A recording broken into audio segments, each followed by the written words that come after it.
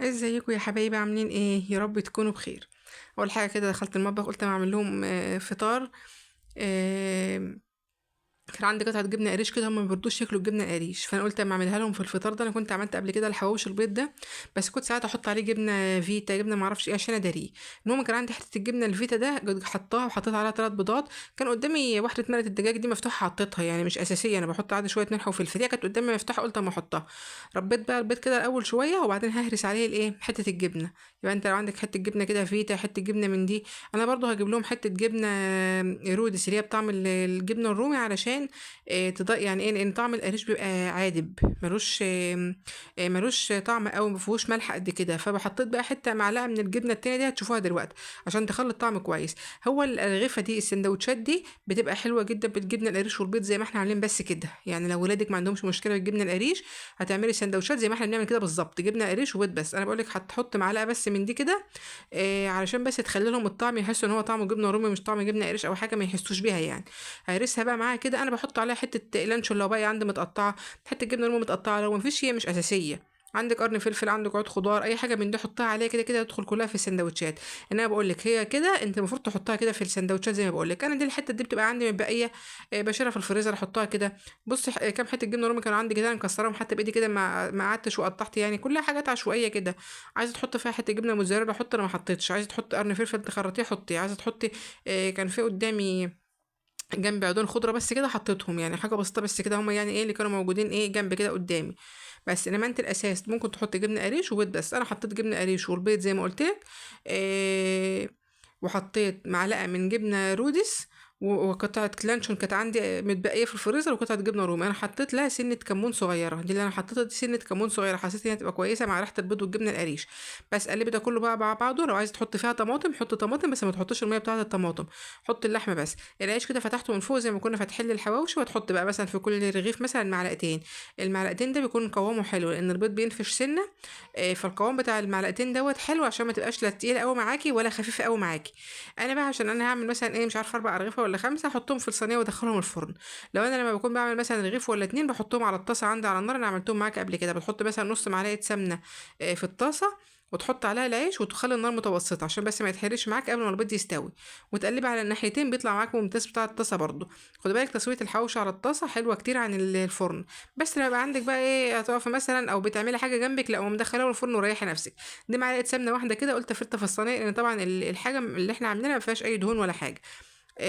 ده جبنه وبيض وحاجات من دي. هي معلقه واحده حطيتها، وهاخد منها برضه احطها على الوش، وارص كده الايه الارغفه.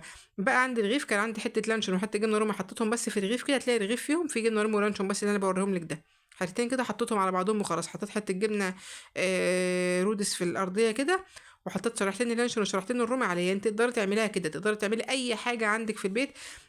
قطعة جبنة صغيرة باقية وعندك بيضة، اعملوهم كده مع بعض، وهتحطهم في رغيف أو رغيفين على حسب انت بتحط الكمية قد ايه، ودخلوهم الفرن أو حطهم على الطاسة وانت واقفة. فطار حلو، بدل ما تعملي كده كده انت كده هتقلي بيض، هتسلقي بيض، هتعملي جبنة. حط كله مع بعضه كده، قلبيه مع بعضه كده، وقوم حطهم في رغيف ودخلوهم الفرن في العيش البلد ده، بتبقى ممتازة وجميلة. بتاكد العيال بيحبوها، بيحسوا ان هي حاجه مختلفه. حطيتهم بقى كده، دهنت بالمعلقه السمنه اللي قلت لك عليها في الارضيه وفوق، ودخلتهم الفرن. بيطلع بقى، بص عامل ازاي، كانك عامله حواوشي لحمه. احسن من حواوشي اللحمه، الحروف بس هي اللي مقرمشه. هو كله طري، لان ساعه ما طلع انا غطيته شويه، حطيت عليه صينيه كده من فوق. بقول لك شوفي الجبنه فيه حلوه، ده اللي كان هو اللانشون والجبنه الرومي بس. البيض مستوي والجبنه ممتاز، طعمه تحفه. تاكلي كده بكوبايه شاي، عملت العيال معاه كوبايه شاي، عملت لهم قطعت لهم معاه طماطمتين مخلل. بس ما بقاش محتاج اكتر من كده. بقول لك هو طري، كله طري ما عدا بس الحروف بس. الحروف بس هي المقرمشه زي الحواوشي اللي انت بتشتريه. اعملهم بقى مع اي حاجه، هاتولهم شيبسي، هاتولهم مخلل، طماطم، اي حاجه. فطار بذمتك الفطار ده مش احسن ما تقعدي تقلب بيض وتعملي جبنه وتحط الحاجات كلها جنب بعضها كده، تحط كله في رغيف وبقى ايه، حلو اهو. بوريك ان هو كله طري. اعملوا لهم بقى، جربيها، هيحبوا الحاجات دي، هيحبوا الاكل ده، عن ما تحط جبن وبيض وحاجات من دي، تغيير يعني. قعدت بقى شويه كده ودخلت اعمل الغدا. انا عارفه ان انا هعمل حاجه سريعه. بصي، دي اللي عارفه الاكل اللي بقولك عليها، اكله اللي مستعجلين. دي اكتر. دي طماطم انا كنت مسبكاها كانت عندي، حطيت منها بص كده مغرفه واحده، واحط وازودها بص كلها ميه. انا عايزاها تبقى خفيفه كده. حطيت لها واحده مرقه دجاج، احط عليها اي توابل انت بتحبيها. هعمل الطواجن بتاعه المكرونه. بص لو انت ما انتش فاضيه خالص تعملي الاكله دي، حطيت، او انت لو مش عندك طماطم مسبكاها تضربي مثلا عادي طماطمتين تلاتة، بس اهم حاجه تبقى ضربها خفيفه، تبقى ضربه الطماطم خفيفه، لان المكرونه احنا بنحطها نيه فلازم تستوي. فانا حطيت هنا كبشه من اللي انا مسبكاها دي، ومليت الكسرونه كلها ميه، حط عليها بقى التوابل اللي انت بتحبيها، ملح وفلفل بس، ملح وفلفل، بابريكا، توم باودر، بصل باودر، اي حاجه بتحطيها، تحط مكعبين مرقه دجاج بس عادي اللي انت بتحبيه. قلبتها بقى كده، احط عليها معلقتين اتنين زيت، لان المكرونه يعني انا مش هسلق ولا هعمل حاجه، معلقتين زيت واحطها على النار تغلي، احطها على النار تغلي. الطواجن دي هشيلها ادخلها الفرن تسخن، لان الطواجن بتاخد وقت في الفرن على ما تسخن، ادخلها تسخن على ما الطماطم دي تغلي بس معايا اللي انا حطاها دي. بقول لك اشيلها احطها في الفرن تغلي تسخن. هنا بقى كنت طلعتهم كانوا سخنوا، والطماطم معايا كانت ايه، كانت غلت اللي على النار، هما طالعين كده سخنين مولعين يعني، لازم تسخنهم كده. هنا بقى كيس مكرونه ده الكيلو ده هاخد تقريبا نص او اقل من نص، بتحط في الطاجن كده يعني نصه او اقل من نصه حاجه بسيطه، يعني نص الطاجن او اقل من نصه حاجه بسيطه، انا بعمل الصغيره دي ليا عشان مش باكل المكرونه والرز والحاجات دي كتير. اللهم صل على النبي. هتحط في الطاجن اي طاجن عندك، او ممكن تعملها في صينيه عادي، ممكن تعمليها في صينيه، انا بحطها في طاجن بتبقى حلوه في الطواجن. هتحط في الطاجن نص او اقل من نص زي ما انت شايفه كده، الطاجن مش محصل نص لان المكرونه لسه نيه، لسه هتستوي طبعا. يبقى احنا حطينا الاول في الكسرونه اللي احنا حطيناها على النار طماطمتين انت ضرباهم، او نص كيس مثلا من اللي انت مسبكاه، وزودي بقيه الحاجه ميه، وحطي معاها التوابل اللي انت بتحبيها. فاكره اللحمه اللي انا كنت معصجاها للجلاش دي اللي كانت باقيه منها، كنت حطاها في علبه كده، دي بقى بتنفع معاكي انت. مثلا هاتي كيلو لحمه مفرومه واعمليه بالبصل والفلفل والحاجات دي وعصجيه، وشيليه في اكياس في الفريزر، شيليه في اكياس، بصي اتمان مش ارباع. انت مثلا حابه تعملي مثلا طاجن واحد في يوم، هتقوم طلعي كيس ده، حابه تعملي اكتر طلعي كيسين عادي، انما ما تطلعيش شويه مثلا ويفك ويدخل منك. انا كنت انت بقى بتقلبي بقى لو انت عايز تعمليها بالفراخ، تكون عامله برضو فراخ زي الشاورما او معصجاها وتقلبيها كده على المكرونه نيه، انا ما حطيتش اي حاجه، انا قلبت بس الحاجه كده، اللحمه المفرومه المتعصجه على المكرونه. اللحمه دي كنت معصجاها ازاي، حطيت معلقتين زيت في الطاسه، وعليهم بصلتين كده شوحيهم بس يا دوبك لونهم يصفر بس، وانزلي عليهم باللحمه بتاعتك. لما اللحمه تغير لون بتاعها حط عليها التوابل اللي انت بتحبيها، وفي الاخر خالص قبل ما تطفي ب5 دقايق انزلي عليها مثلا بقرنين فلفل مخرطاهم صغير، جزره بشراها بس الجزر ما يبقاش كتير، جزره واحده مثلا متوسطه بس، وتسيبها بقى النار عاليه عشان ما تنزلش معاكي ميه، هتعصج معاكي وتبقى ممتازه وزي الفل. انا كنت حطيت منها المره اللي فاتت لو انت فاكره لما عملت الجلاش، وشلت الباقي ده في علبه بقى حطيته في الفريزر، نفع في وقت زي ده. انا قمت من النوم والله طلعتها علبه اللحمه دي، مش عارفه انا هعمل ايه. عندي لبن، فكرت اعمل بشاميل، ورجعت قلت اعمل الطواجن دي ما عملتهاش من زمان. بس الحاجه اللي لما تبقى عندك لحمه متعصجه او فراخ شاورما اي حاجات من دي في الفريزر بتنجز معاك في حاجات كتير.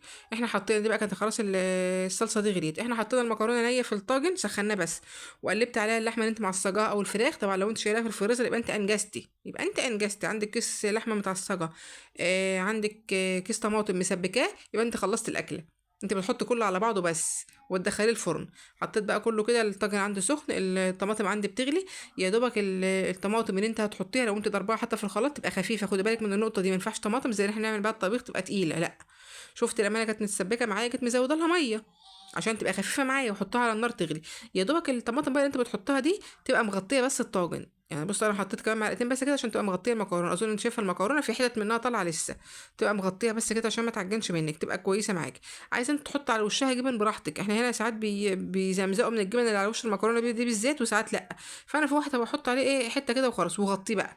انا اشوف البتاع الصغير ده كمان حاجه هتغطيه ليه، لان احنا حاطين الميه قليله علشان البخار ما يطلعش والمكرونه تفضل نيه. هتغطيه كده، وفي الاخر كده انا قبل ما اطفي عليه كان عندي شريحه جبنه رومي حطيتها على وش ده، وحتتين كده صغيرين حطيتهم على ده، وسبت واحد من غير جبنه خالص. ما بتاخدش حاجه معاك في الفرن نص ساعه طالما انت غاليه الميه، واللهم صل على النبي، ومسخنه الطاجن، بص بتطلع معاكي عامله ازاي. ما تفكرش ان هي مش هتستوي تقول المكرونه نيه، بتستوي، بس اهم حاجه ما تزودلهاش الطماطم اللي انت حطاها عشان ما تعجنش منك، لازم تطلع المكرونايه الواحده بوحدتها كده زي ما انت شايف، لازم تبقى المكرونه بحالها كده. وده الطاجن الصغير بتاعي ده انا حطيت عليه كنت انا مزوده له صوص شويه، انا بحب المكرونه فيها صوص شويه زي المبكبكه. وحطيت عليها حته جبنه، شريحه جبنه واحده.